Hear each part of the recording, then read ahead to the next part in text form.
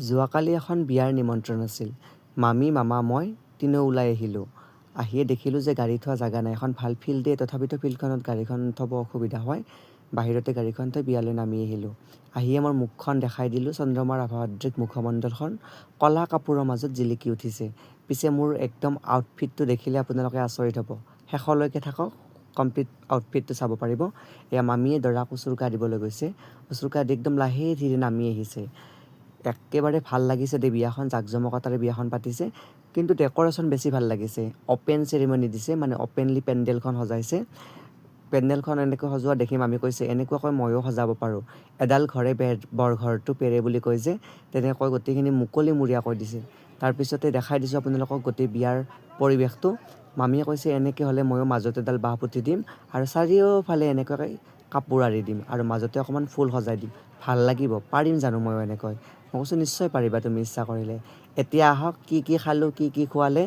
আহিয়ে হাতত তুলি লৈছোঁ পনীৰ পকৰা। পনীৰ পকৰাৰ বাহিৰেও বহুত কিবা কিবি দিছে যদিও প্ৰথমতে চকুত পনীৰ পকৰাহে পৰিল।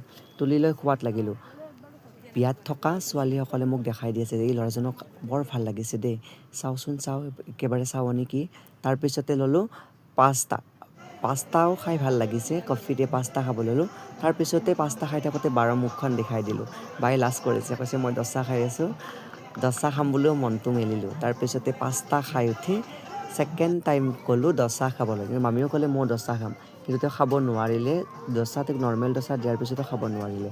তাৰপিছত মই কমপ্লিট দচাখিনি খাই উঠি এইবাৰ গ'লোঁ চাট খোৱাৰ উদ্দেশ্যে। চাট ল'লোঁ, দুটা ফুচকাও খালোঁ দিয়কচোন, তথাপিতো চাটখিনি খাই বৰ টেষ্ট লাগিছে, যদিও অকণমান শীতল হৈছে। দহি চাট দিছে। তাৰপিছত চাট খাই থাকোঁতে আকৌ এবাৰ মোৰ মুখমণ্ডলখন দেখাই দিছোঁ চন্দ্ৰমাৰ আভাদ্ৰিক। সকলো ছোৱালীয়ে চাই আছে দেই, একেবাৰে কি চাৱনি দিছে ল'ৰাজনক, চাওঁচোন চাওঁ। তাৰপিছত লৈ আহিলোঁ দুটা চিকেন ফিংগাৰ আৰু ফিছ ফিংগাৰ। ফিছ ফিংগাৰৰ লগতে মামী চাই আছে কি খাম কি নাখাম। মামী কৈছে, নহয় মই খাব নোৱাৰোঁ একো। তাৰপিছত লাহে লাহে মাতিলে ভাত খাবৰ কাৰণে, মানে মামাই একো জবৰদস্তি কৰি আছে, সোনকালে ভাতকেইটা খাই লোৱা, মই নহ'লে এৰি যাম। মই কৈছোঁ, নহয় একেবাৰে ইমানখিনি বস্তু খাব নোৱাৰি। তথাপিতো সকলোৱে কৈছে যে চেঙেৰা ল'ৰা, চব বস্তু খাওঁ, এতিয়া গেষ্ট্ৰিক নহওঁতে চব খাব লাগে। তাৰপিছতে একেবাৰে নৰ্মেল থালি এখন আনিলোঁ, মানে মাছ মাংস একো লোৱা নাই, চবখিনি নিৰামিষ লৈ আহিলোঁ।